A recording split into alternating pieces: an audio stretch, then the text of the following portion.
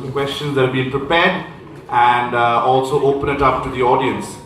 And if you have any respectful and well framed questions, please feel free to ask us. Dr. Tharoor, given the sentiment that dissent is widely being stifled, could you illuminate the audience a little bit on the idea of dissent in society and how ideas in opposition work against each other to produce a dialectic result?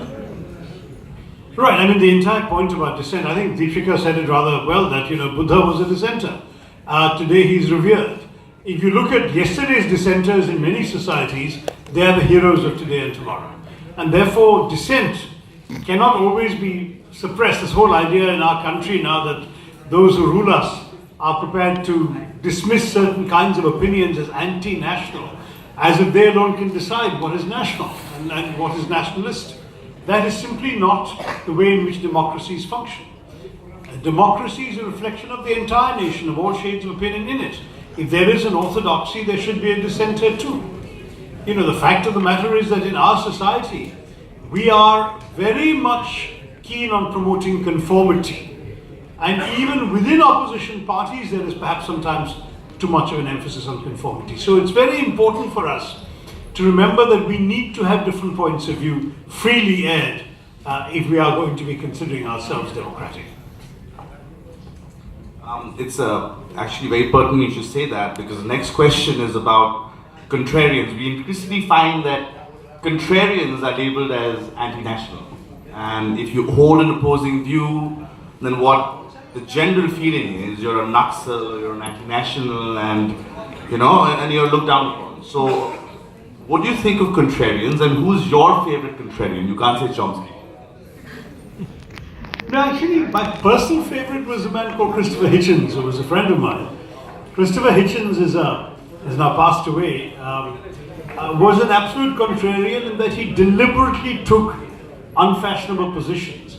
Of course, he believed them sincerely, I think, but I think he wanted also to always be the contrarian. He took positions that he knew would shock and offend some people, but in the process force them to think.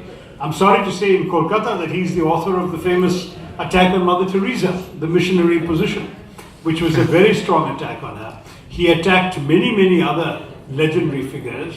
He was a very witty speaker, but a very sharp-tongued speaker, and a particularly sharp-tongued writer. And one of his last books was, in fact it may have been his last book, was a book called God is Not Great, which is an attack on the idea of Allahu Akbar. And he was essentially debunking, from his point of view, even the existence of God. So I disagreed with Christopher Hitchens on a lot of things, but he was a delightfully interesting man to read with a tremendous sense of style and wit. Can you guys just settle down? Be quiet. Thank you. Unless you're asking for the mic. Now, Dr. Tharoor, there is a school of thought that believes that sometimes violence is a means to an end, and dissent can also mean violent dissent. We did follow in the end the path of Gandhiji, but we did have Netaji, who is the son of soil in Bengal, who did advocate a different approach, a more violent approach. So what would you say to those who believe that extremism in the name of liberty is no vice? That line is a notorious line from Barry Goldwater, who was the Republican candidate in 1964. And he was defeated because all Lyndon Johnson had to do was to put this quote, extremism in the defense of liberty is no vice, and show it against it, a little child picking flowers and then a nuclear explosion going off. That, should you want a man who might drive you into a nuclear war, was the thrust of the question.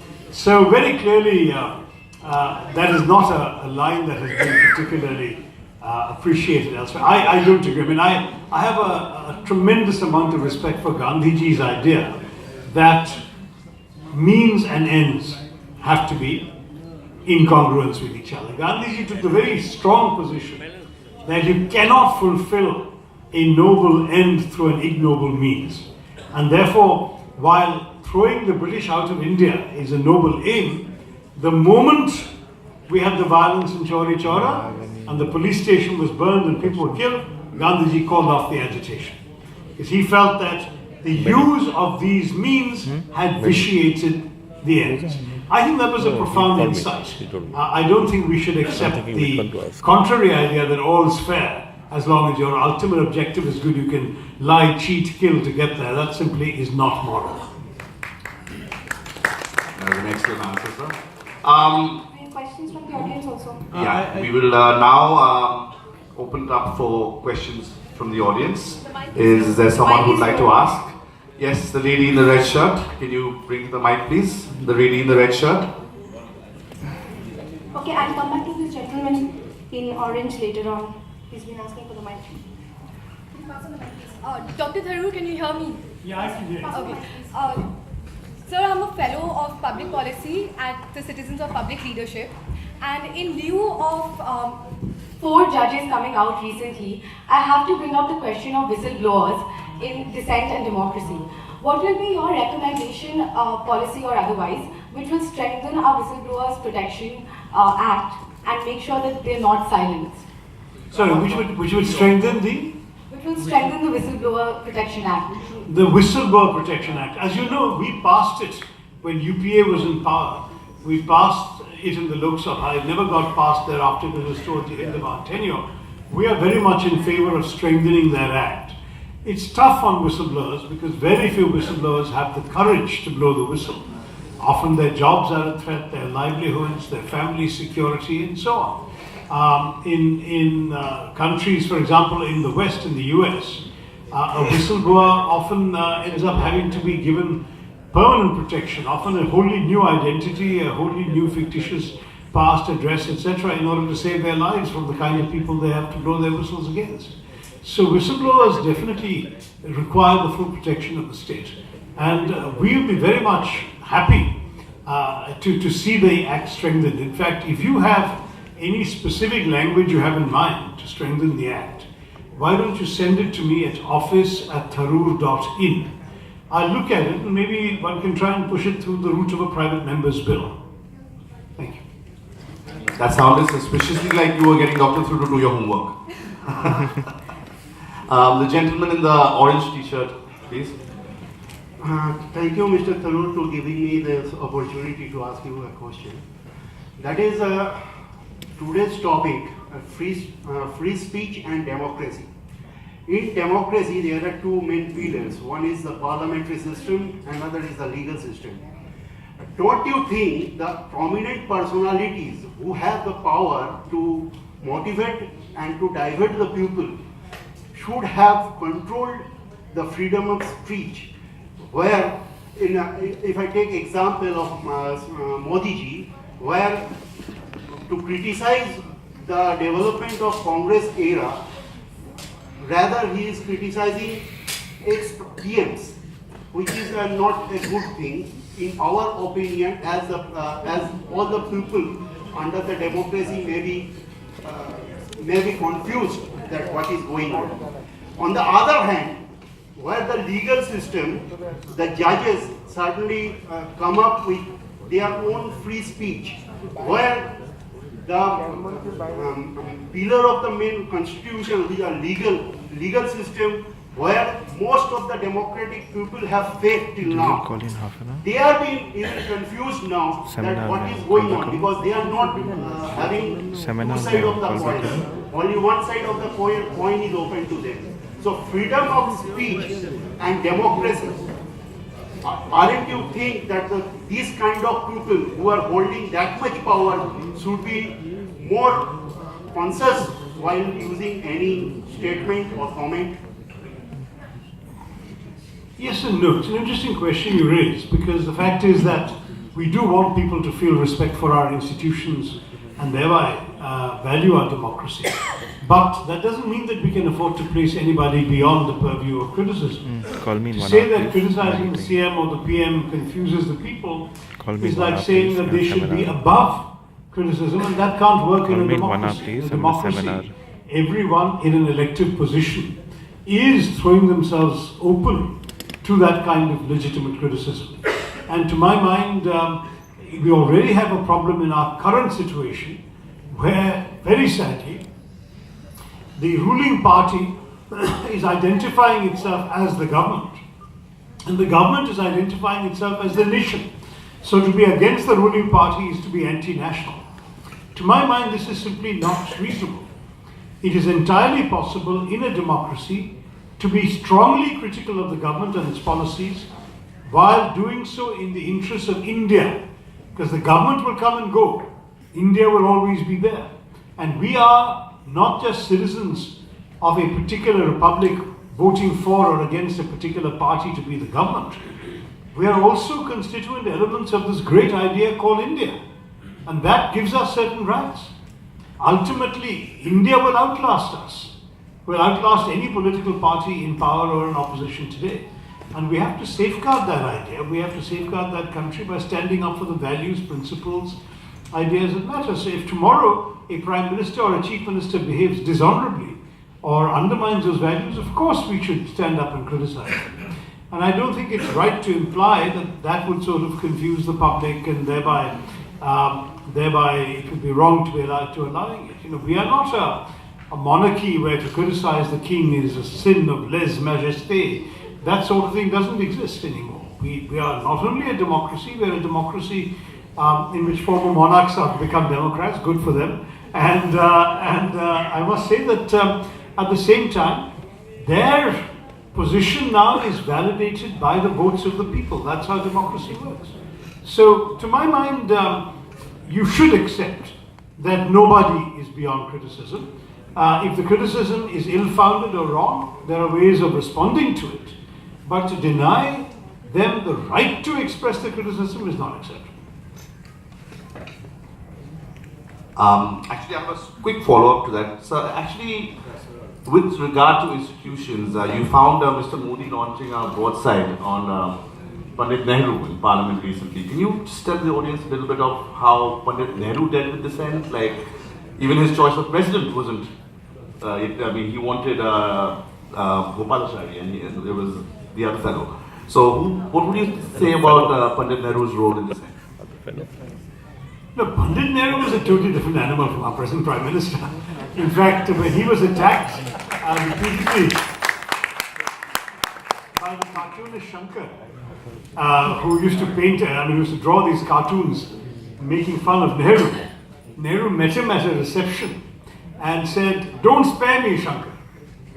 That was at a time when he was undoubtedly the most towering figure in the country. In fact, there was another occasion when Shankar drew a particularly brilliant cartoon poking fun at Nehru and got a call from the Prime Minister's office. So he assumed that, he was going to be told, "You've gone too far this time, stop this," and so on. And the voice on the phone said, "The Prime Minister would like to speak to you." So Shankar was bracing himself for the worst. And the Prime Minister said, "Shankar, can you send me this cartoon? I want to frame it and keep it present."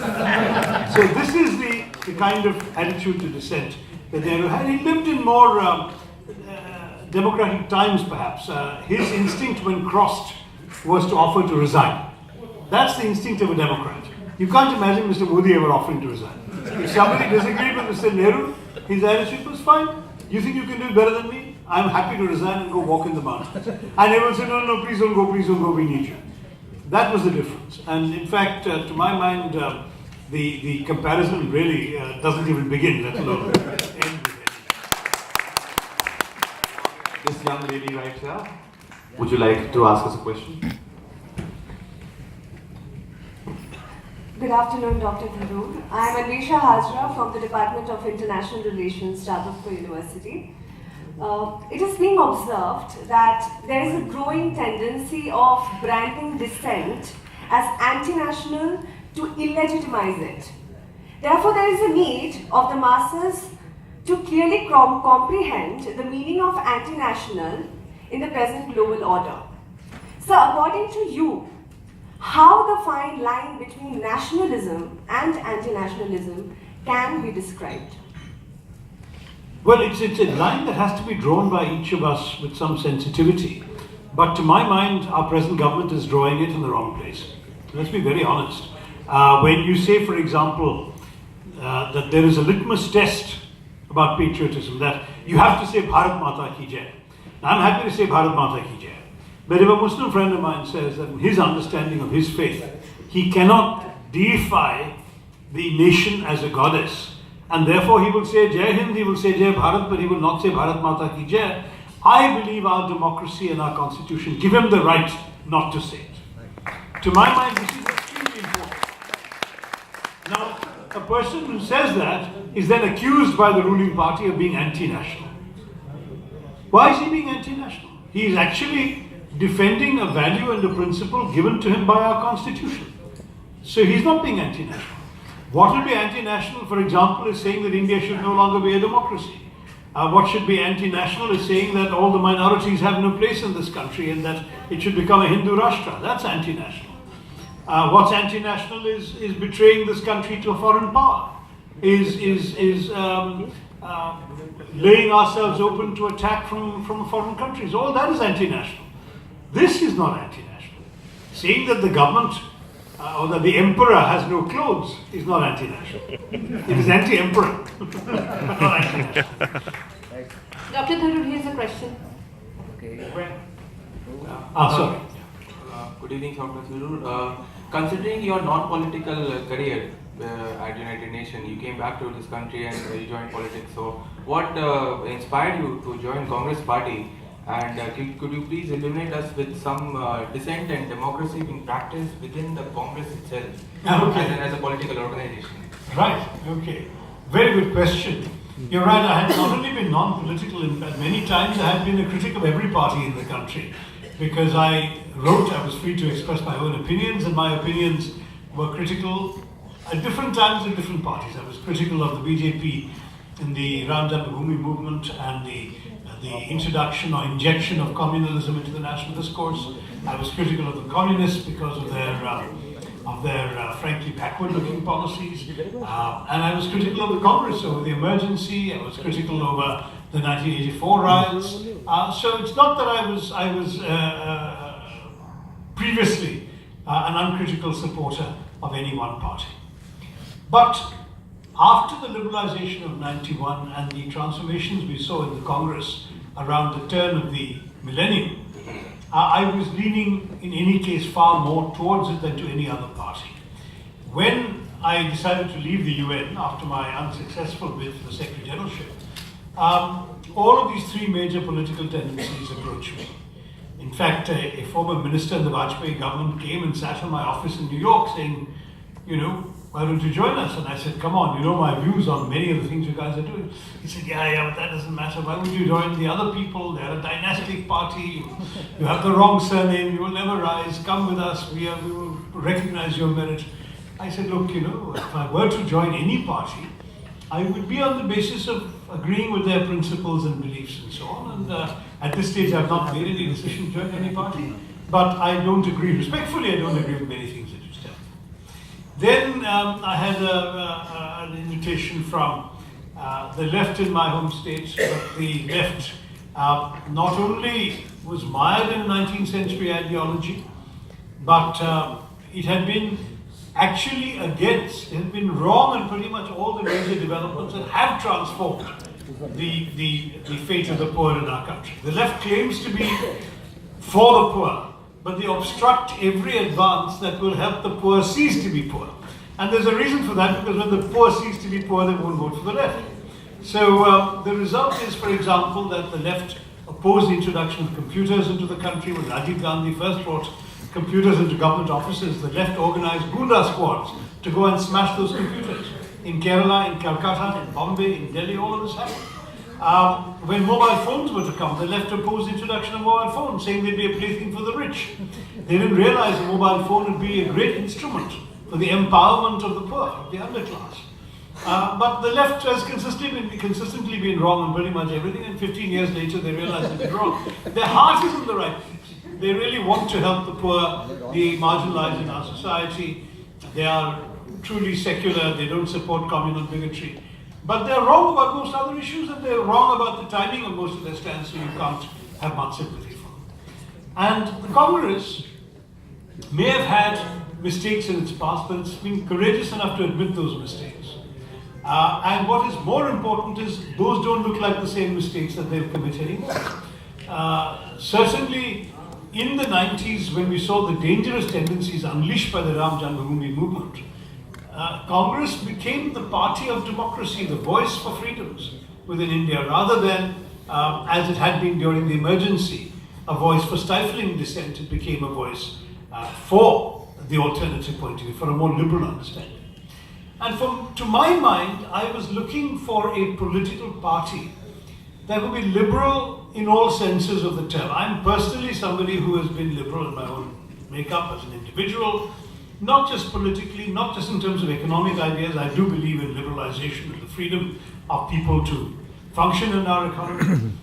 But I've also been the kind of liberal in my personal attitude to people. I accept people as I find them. I don't judge them. I don't try to change them.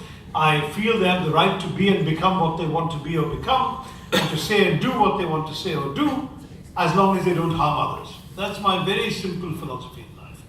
Now, the party that comes closest to standing up for the same values was the Congress Party. And whereas the BJP had just been saying that India is shining without bothering to ask whom India was shining for, at least the Congress was willing to say that yes, India must shine, but we have to be absolutely committed to social justice, to distributing the fruits of everything that we gained in the government to the ordinary people who need it. So all of these things attracted me to the Congress Party. Is there dissent in the Congress Party? There is certainly an opportunity to speak frankly behind closed doors. No party takes very kindly to public dissent because they feel that that undermines party discipline. And so anybody who openly attacks the party in the media or in public forums will inevitably have to face some sort of disciplinary action. But if you disagree with the party policy, in my experience of the Congress Party, the party leadership will hear you out, hear your reasoning. They may or may not agree with you, but you will not be stifled in your ability to tell the leadership that you feel you should do something differently. I have certainly been at odds with the party leadership on one or two issues, and I have not got my own way on some of these, but that the process in a party at the end of the day is if you're loyal to the party, the final decision of the party is what the party is doing, and as a loyal soldier of the party, you have to go along. But there is no party that's any different. Don't let anyone fool you.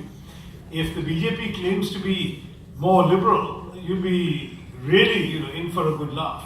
The one MP, the only MP out of their 282 BJP MPs, who said the Prime Minister Modi doesn't listen. He doesn't take questions from us at our meetings and he just doesn't listen. That MP is now out of the BJP and has joined the Congress. It was completely frozen out. That is the reality in other parties. I think in the Congress, I've seen the morning meetings of MPs. We speak very freely. We disagree with each other and we disagree with the leadership. At the end, a decision is made and we all have to go along. One last question, or are we ready to wrap up? One last question. One last question. Last question. The lady that has the mic. The question is slightly off the topic. Can you hear me? Yes. Yeah, the question is slightly off the topic. So basically what I want to know is 75 years ago, During the World War II in say 1943, Bengal saw a very, very bad famine. It's argued that it happened due to the political will of not diverting the food from the war zone.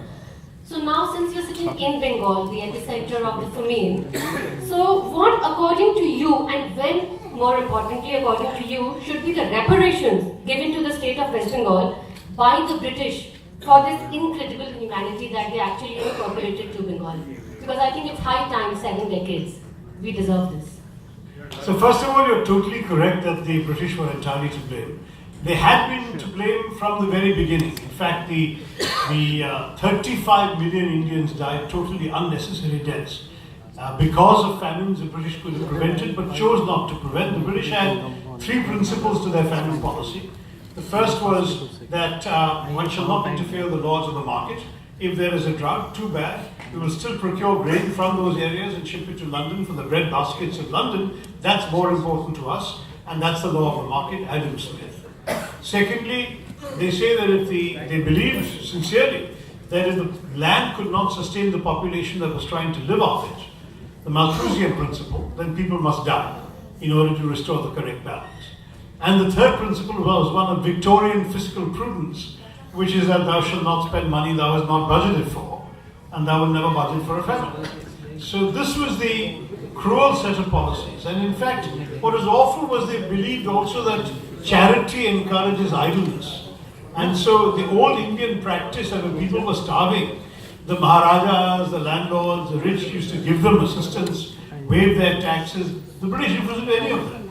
Taxes that peasants had to pay were not reduced by 1 penny for a drought. And what is more, charity was so explicitly discouraged. I've recounted one episode in my book, An Era of Darkness, in which a Mr. McMinn was threatened with deportation to the UK for having dared to help a man who was starving and dying in front of him. That was the British approach. When they first took over an Indian chunk of territory, which was Bengal, in the 1760s and 70s, there was a terrible famine that wiped out 1/3 of the entire population of Bengal. Which in those days, 6 million people died. The total population of Bengal was 18 million. In late 1760s, early 1770s. That was a British famine. And all the established mechanisms under the Indian rulers were essentially destroyed, and the British refused to help. So this is the kind of policy that led us eventually to the 1943-44 Great Bengal Famine, when Churchill decided that grain would be taken from Bengal to Europe, not to feed the soldiers there, as wrongly been suggested, but to bolster the buffer stocks that were being held in reserve for a potential future invasion of Greece and Yugoslavia. That was the purpose for which people were allowed to die here. When it was pointed out to Churchill that his decisions were costing human lives, he said, I hate Indians, they're a beastly people with a beastly religion. And then when he was asked about the number of people literally collapsing on the streets, he said, it's all their fault anyway for breeding like rabbits. These are exact quotes. There were ships from Australia laden with wheat docking in Calcutta that were disallowed from disembarking their wheat and told to proceed to Europe with the same wheat, even while people were dying in the streets. And when conscience-stricken British officials wrote to Churchill, asking him to reconsider his policy, all he could bring himself to do was to write in the margin of the file, why hasn't Gandhi died yet? So this is the man whom the British expect us to hail as some sort of apostle of freedom and democracy. His ideas of freedom and democracy never went beyond his own kind. A few people with white skin. So it was awful. But then when you come to reparations, I say, well, how can we start here? Where will we finish? Where is reparations for Jallianwala Bagh? Where is reparations for the lack of people murdered in Delhi in 1858? Where is reparations for the millions and millions and billions of pounds of value stolen from India, looted and taken away to England over 200 years of British rule? We would not be able, any calculation would give you a situation where any amount that's payable would not be credible, any amount that's credible would not be payable. The best thing to do is say, forget about reparations. It may be morally more important for the British just to come and apologize. And I think it would do a lot of good if a member of the British royal family, since everything was done in the name of the royal family, came to India, ideally to Jallianwala Bagh on the centenary of that tragedy, and to Bengal perhaps on the 75th anniversary of that tragedy, which is coming up at the end of this year, and apologized to the people and their descendants, whoever is left, for the horrors that were inflicted on them. That might have a small cleansing effect on that side.